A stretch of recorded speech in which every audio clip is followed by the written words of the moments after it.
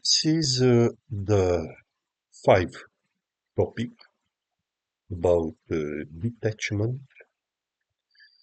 In this topic, I want to refer to three spiritual linguistic forms exercising, in my opinion, no contact, no interest, no opinion.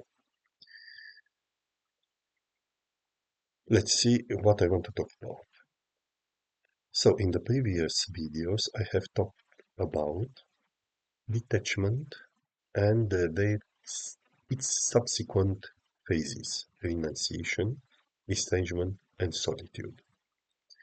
Detachment and solitude as the last phase are essential for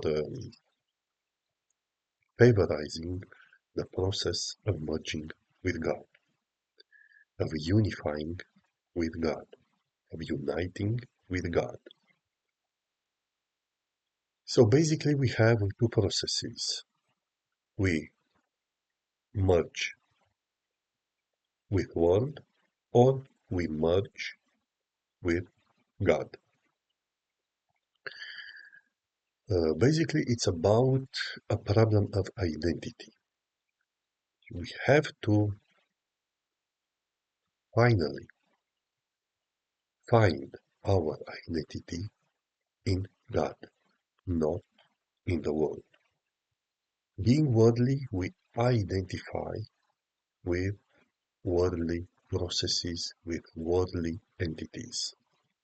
So, spiritual effort is about breaking all our worldly identities.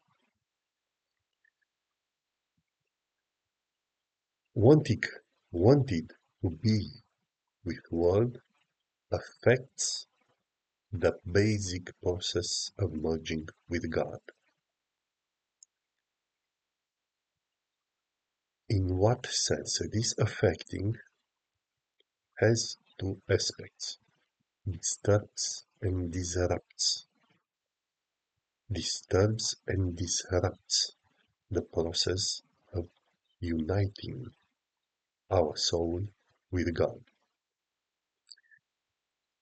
So detachment basically is a clearing the path for the main process of merging with God.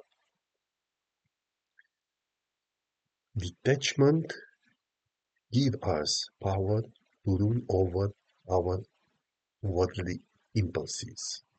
We have to know the nuances, the subtleties of worldly impulses.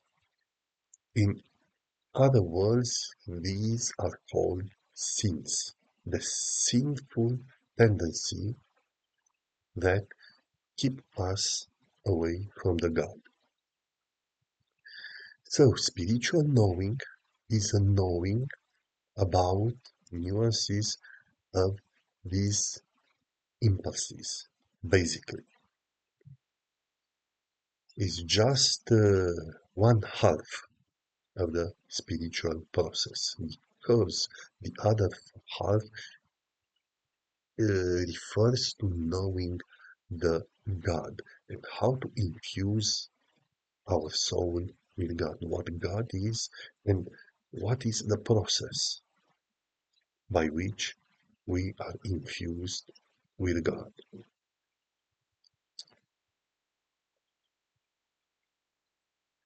So in this presentation, I want to refer to some kind of attractions.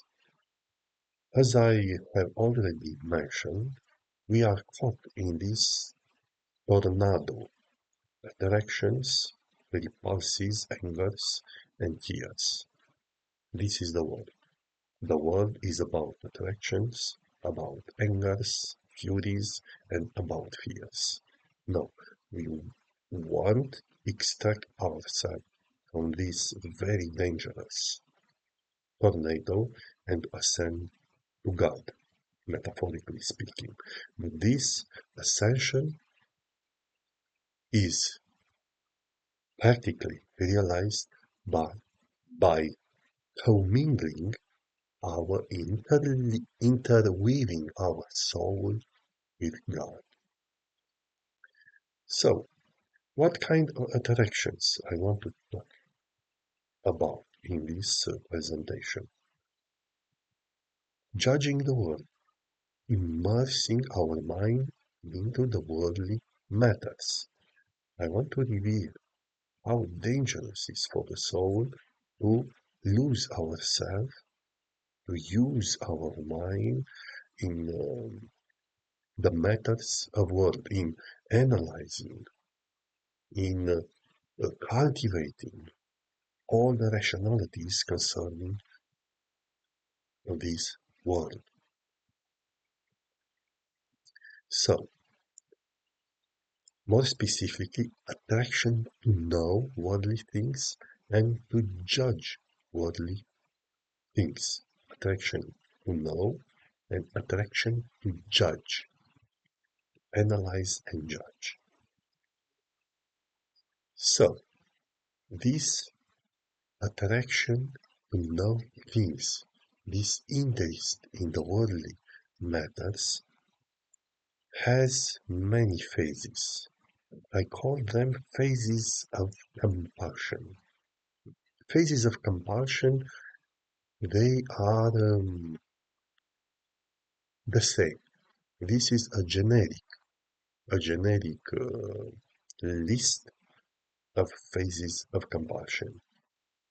But these could be applied also to compulsion to know and compulsion to reveal what you know, to reveal to others what you know.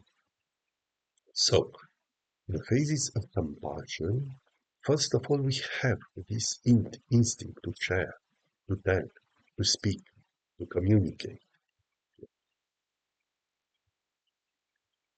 This instinct could evolve in inclination to share, to tell, to speak, to communicate. In some specific instances, this is just a generic, but for some situation, we confront with an impulse to share, tell, to speak.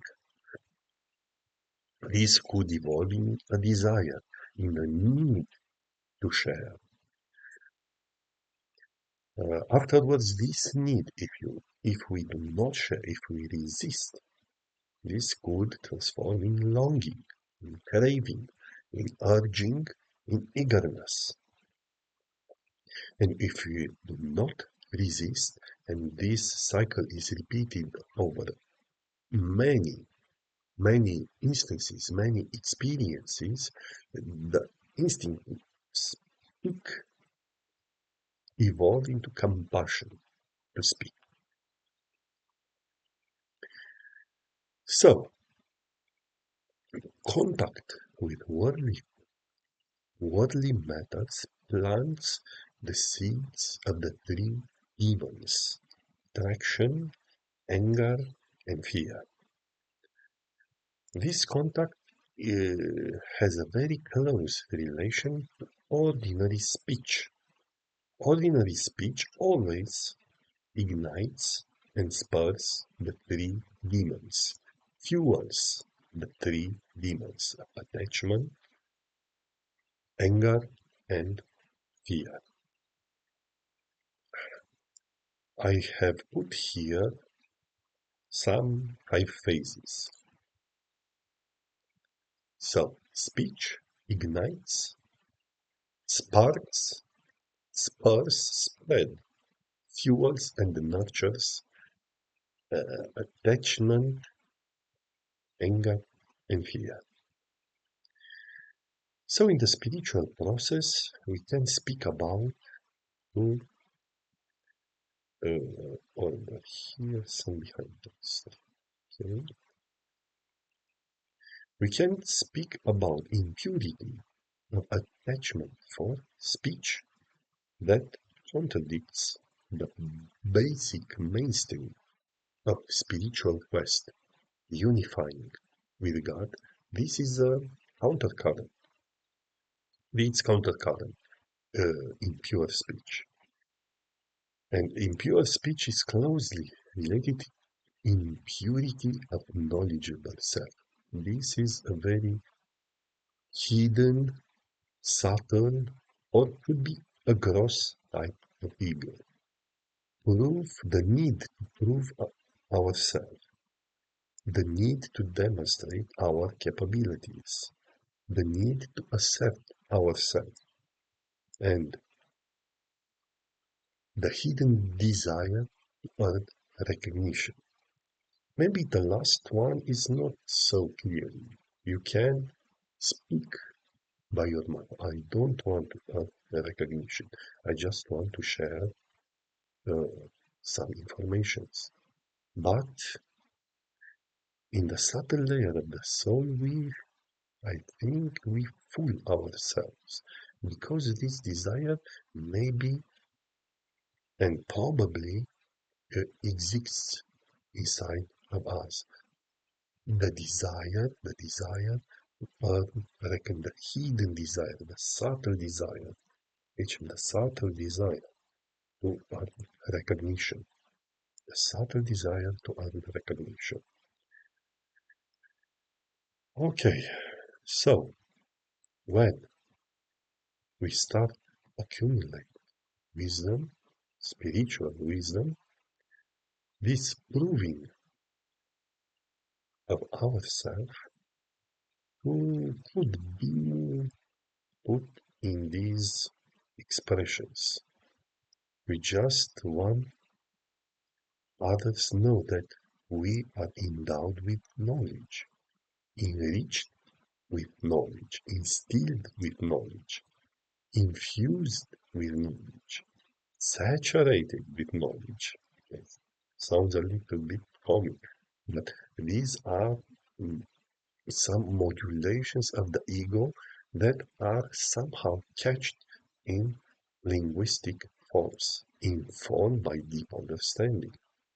I am informed by deep understanding, but this is a very, very, very subtle scene in ourselves. I'm well versed in spiritual reasoning, filled with insight, equipped with wisdom, possessing deep knowledge. Some poetic forms bathed in wisdom, a vessel of understanding, clothed in knowing, radiating insight, anointed with truth, breathing with spiritual knowing, carrying the flame of knowledge, bearing the light of understanding, crowned with discernment, sown with seeds of wisdom. Okay,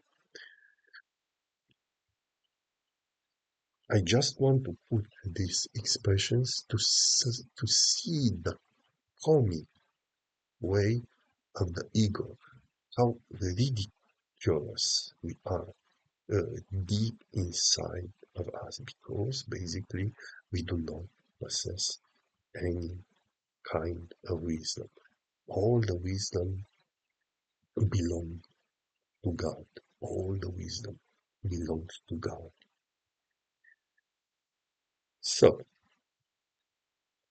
here I just want to highlight the relation between interest and opinion. Interest in something and the compulsion to express your opinion. Compulsion of interest and compulsion of opinion. And by this tandem, interest, opinion, compulsion of interest, compulsion of opinion, we fall very easily into the vortex of attraction, anger, and fear. Interest and opinion could be likened uh, could be likened to two giant demons. They create impure identity and prompt impure speech. So, metaphorically speaking, do not mix darkness with light. Afterwards, we initiate the process of uniting with God, becomes very clear. the nature of darkness, and this fight between darkness and light. So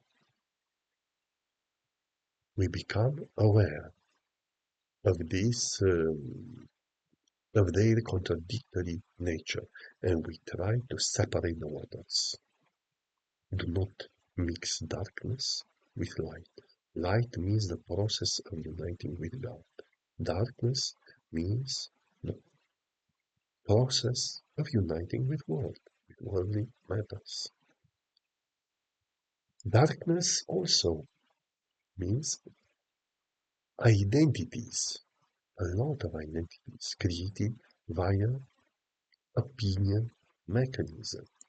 Opinion is very strong because it's a kind of impure speech, an ordinary opinion. When we speak something, we somehow create a veil of identity around us. I become a person that know that kind of opinion I have expressed.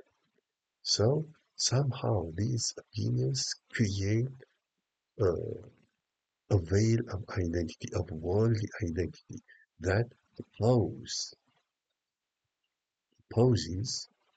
to the process of finding our entire identity into the God. What is the opinion mechanism of creating worldly identity? I put here some sentences. I know something. Before I know something, I am not the person that know that matter. Now I'm the person that I know something. I am the person that I reveal something. I identified at some level with that opinion. I and opinion expressed become some unity. So, expressing opinion generate many impure mental undercurrents in the sphere of creating different kind of identities. I like that kind of party. I do not like that kind of party. I like that kind of man. I do not like that kind of man. These attractions and repulsions could linger days, nights, weeks, months, years, but they oppose to the main process of uniting with God. I put this idea in many expressions just to become familiarized with this basic process of spirituality. Uniting with God, unifying with God, becoming one with God. Could be also expressed as joining with God, integrating with God, interlacing with God, interweaving with God, melding with God. Metaphorically, it's more soft, more subtle, melding with God, entering into union with God, commingling with God, commingling, let's see, Commingling. commingling with God. So, we have separated by God, by, I put here three successive layers of identity. This could suffer some modifications, but this is the rough idea that came to my mind. So identity of interactions, identity of senses, identity with I am the person who sees. I am the person who touch. This is identity of senses. Identity of will. I am the person that I want. These are more subtle forms of identity. Identity of senses. and identity of volition. So here we have the two basic processes, antagonistic processes, merging with God and merging with one. Okay, we just have to analyze them in the process of elevating our spiritual view. We have to confront and to analyze their, their specific nature, to stay in the middle somehow and see how the soul is direct either to the world or to the God. So, one part of the process, one half of the process consists of our disidentification, to strip oneself of worldly identity, to shed the worldly identity, cast off worldly identities, relinquish our worldly identity, discard, lay down, dissolve, step out. More metaphorically speaking, we have to peel away all our worldly identities. Identities created by interactions, identity created by senses, and identity generated by volition. Undress these identities. So in this process, to be as much as possible accurate, as much as accurate, we have to use a precise spiritual language. We have to be equipped with spiritual language. But for this one half of the process, we can speak about exercising language. Do not judge. This is a kind of exercising the demons of judging. So this exercising language could be put into these forms. I have no interest, outside interest, no contact, no opinion, no engagement, not my business, no interest, no contact, no contact, no interest. These are, we can call it injunctions of God. Injunctions of God. Commandments of God. In Bible, I am sure I can identify some commandments regarding the fact that the believer must stay away of the house of sinners, to separate from non-believers. But basically, it's to separate by the worldly processes. So, staying away of the worldly matters, having no contact, no interest, and their subsequent branches, opinion, engagement, businesses, induce a special tranquility. Induce a special tranquility. In this exception, what is tranquility? Tranquility is basically a combination of silence and clarity. So, not being interested in worldly matters inducing us a subtle type of silence, but independence of this kind of renunciation, and a special kind of clarity induced independence of this renunciation. No contact, no interest. So we have to meditate from time to time of the silence and clarity induced by renunciation via mental formulas, no contact, no interest. Every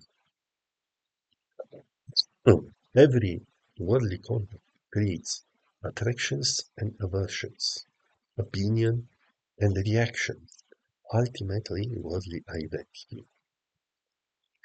Saint Anthony the Great have has this saying, I am dead to the world, said this, I am dead to the world is dead to me. I'm not interested, no opinion. This is the line of attractions here in my graphic representations. To the right is attractions. To the left, I represent anger. And to the left down, I represent fear. Subconsciousness. So our subconsciousness is infected with uh, the backfire of opinion. The what makes man unclean? Not what you eat, but what you speak. I have detailed the meaning of this in this presentation. So when we express an opinion, I am who I have this opinion. So somehow we separate from that. We are pulled away from the God. You know? And another aspects that I want to highlight here is that this impure speech would be reflected multiple times, reverberates many times in our consciousness. But somehow it's like a mirroring process because we know that we have spoken that thing and that thing touched the consciousness of the other. So it's multiple reflections between two consciousnesses. We are aware. When I speak to myself, it's a kind of reverberations, mental reverberations. But when we spoke to many, it's another kind of reverberation. So this impurity is amplified many times. It's very dangerous. Impure speech is very dangerous and counterproductive to spiritual life. So, uh, the advice here is do not link opposing mental processes to the spiritual mental process. Basic maths we have opposing mental processes and spiritual mental processes. Man, a spiritual process, maybe I will incorporate this kind of word to my presentations, would be meditation. Meditation is a mental process. I have finished my presentation.